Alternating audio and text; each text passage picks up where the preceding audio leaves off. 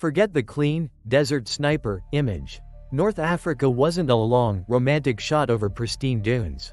It was sweat-stained cloth, blown sand in the action, and sunlight that turned bare metal into a signal mirror.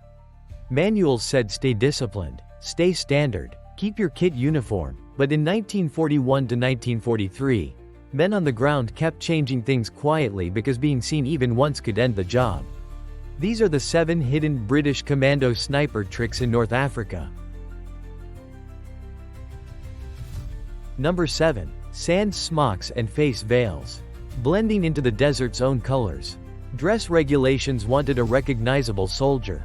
Standard battle dress, standard webbing, and only limited, special clothing issued through channels that moved slower than the front.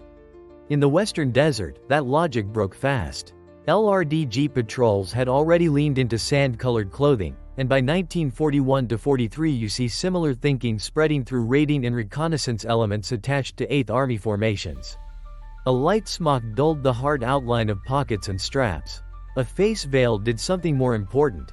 It killed the human-shaped cheeks, nose, eye sockets, the parts that the brain spots instantly. It wasn't magic, it was maintenance. Veils clogged with grit and had to be shaken out. Smocks tore on rock and wire. And a perfect color at dawn could be wrong by noon. When it worked, German and Italian observers sometimes struggled to call out a shooter quickly in open ground, especially when the man stayed still and let the desert do the rest. When it failed, the cloth moved. A flash of pale skin showed. Or the wrong shade turned a man into a clean, readable silhouette. Number 6. Desert camouflage netting and scrim.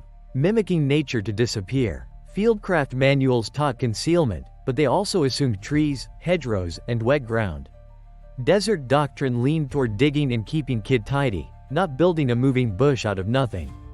In North Africa, nothing was the problem. So snipers and observers started manufacturing texture. Camouflage netting got cut down. Scrim strips of cloth, burlap, or hessian was tied into helmets, nets, and even the outer edges of a position. Then they dusted it, sand rubbed in, dried grass when it existed.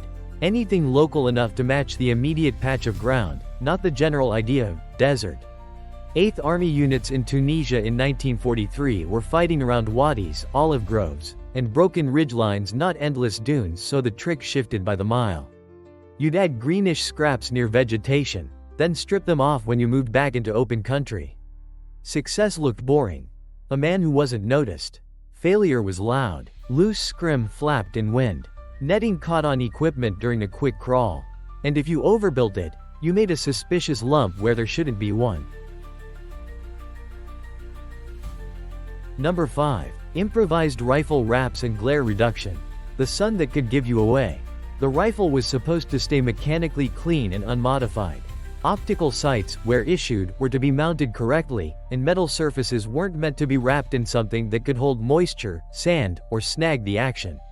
But the Egyptian and Libyan sun punished anything shiny. A blued barrel could still flash. A scope tube could sparkle for a second long enough for a patrol to triangulate something. So men wrapped rifles with burlap, canvas strips, or tape, especially around the barrel and scope body. Some went further and dulled exposed metal with paint or soot, then redusted it when the rifle got handled. The key was discipline. Wrap too close to the muzzle and you risked heat damage and shifting material. Wrap over controls and you slowed reloads and safety manipulation. Tie it sloppy and it became a trap. There are reports from the 1942 El Alamein period of glare control reducing unwanted attention during daylight observation. But there were also cases where poorly secured wraps slid forward, tangled in slings, or interfered during a sudden move exactly when a sniper needed the rifle to be boring and fast.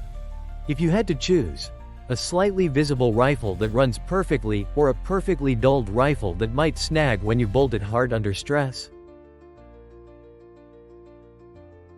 Number 4. Sunshade and anti-mirage scope hoods. Clarity that could fall apart. Officially, optics were delicate instruments.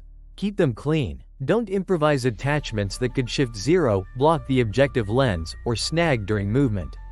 The desert already made scopes miserable dust in the seals, grit on the lenses, and heat shimmer that turned a target into a wavering blur. So some snipers built their own fixes. A simple hood tube, cone, or cut down metal and leather extended forward from the scope to shade the glass. It reduced stray light and could help with mirage by limiting the amount of hot, shimmering air the scope saw. During 1942 fighting around Gazala, where long daylight observation mattered, little improvements like that could decide whether you were reading a man or guessing. But improvised hoods had a cost. If it wasn't rigid, recoil and crawling could loosen it.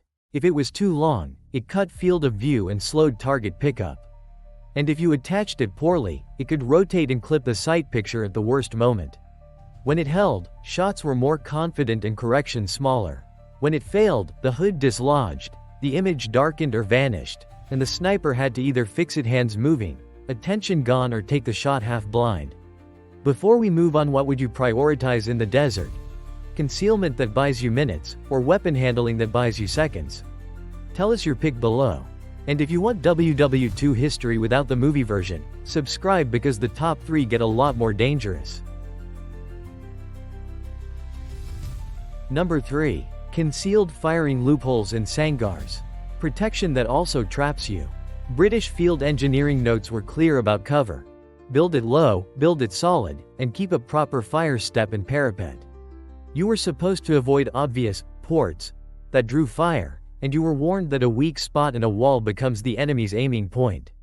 Then the desert taught a different math. A sangar of stones on a ridge might stop fragments, but it also advertised a human presence. So men started shaping loopholes that weren't clean rectangles. A narrow slit between rocks. A staggered gap you could see through but couldn't easily see into. Some even lined the inner edge with cloth or sacking to deaden the pale rock contrast and catch dust. You didn't shoot from the same crack all day. You shifted a few inches. You fired, then backed off, letting the position look empty again. It was slow work. It also mattered when enemy observers were scanning for the one dark hole that blinked and then killed. When it worked, it forced return fire to guess at the wrong stone.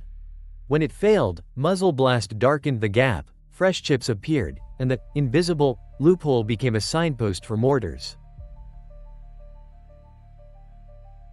Number 2. Flashless low signature ammunition, a quiet fix with loud risks. On paper, ammunition was not a personal choice.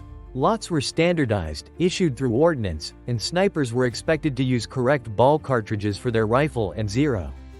Manuals emphasized reliability over cleverness, because stoppages in dust and heat were already common. But muzzle flash at dusk is a billboard. Some men tried to shrink it. Cleaner burning propellant where they could get it.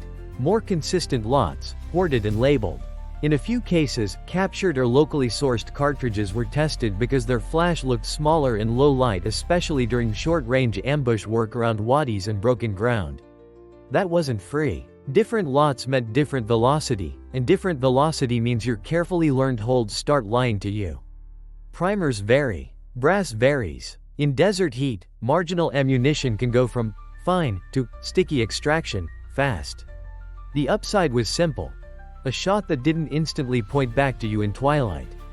The downside was worse. A misfire, a hangfire, or a shifted point of impact that put a round into sand instead of flesh and gave you away anyway. Number 1. Decoy and false position concealment. Winning the enemy's attention on purpose. Doctrine liked clean positions. If you built cover, it was supposed to support your actual weapon, with observation and arcs planned and rehearsed. Dummy positions weren't forbidden, but they weren't the focus of small unit fieldcraft, and they cost time, tools, and manpower. In North Africa, time was sometimes cheaper than being found. So men manufactured targets. A false sangar a few yards offline. A helmet on a stick in a place that looked right. Empty tins arranged to suggest a bivouac. Even a scraped patch of ground that implied repeated movement. The trick wasn't to make it perfect. It was to make it believable enough that an observer committed to it. Then you waited. Enemy fire has habits. It goes to the obvious. It goes to the fresh. And once it starts, it tends to stay there, because admitting you shot the wrong place is hard in real time. When it worked, the first mortar bombs or MG bursts hit empty rock while the real shooter stayed unburned. When it failed, the decoy taught the enemy what to look for, and your real position became the next logical answer. Across all of this, the pattern isn't romance. It's friction. An institution issues rules meant to keep thousands alive at once, and a man in one small fold of ground has to survive the next 10 minutes. So he alters cloth, stone, metal, even the enemy's expectations, then lives with the side effects. If you want World War II history without simplification or mythology, subscribe. We stay with the uncomfortable details, the gear, the choices, and the costs that followed every smart trick in the desert.